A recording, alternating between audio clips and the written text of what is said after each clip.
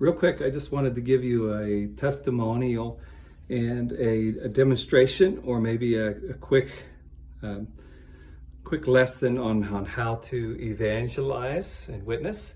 I had just left church, and on my way home, I stopped at a Subway to get a sandwich. And in the conversation, he had asked like how many sandwiches, and somehow it came up that I had more family members. You know, I'm usually getting more, but I'm just getting one. And he asked what was going on, and I said, well, I just came back from a retreat today, and I had to get back, and the rest of the family stayed behind. And he said, oh, what'd you do for work? And now there's two things here. One, well, and then I said, yeah, I had to get back because I pastor a church. And he said, oh, which one? And he started asking some questions. And he said he moved here from Ohio 7 years ago. I'm from Ohio. And he hadn't found a church in the 7 years he's been here.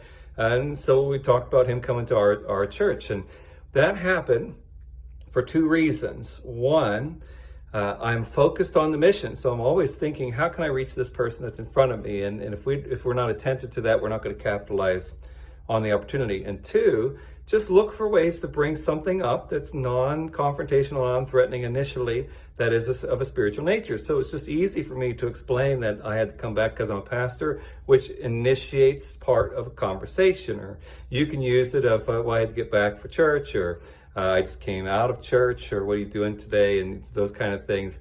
But I encourage you, be focused on the mission and be intentional in your conversations to raise up the question enough that's not threatening and non-confrontational, but initiate some conversation around faith, and see if you might not end up with an easy invite to church. Now, that person may or may not come to church. That's, again, like I said this morning, that's not really the goal. That's the hope. The hope is he'll come to church. But the goal is to be faithful to do the mission. So go and do that, see what happens. God bless.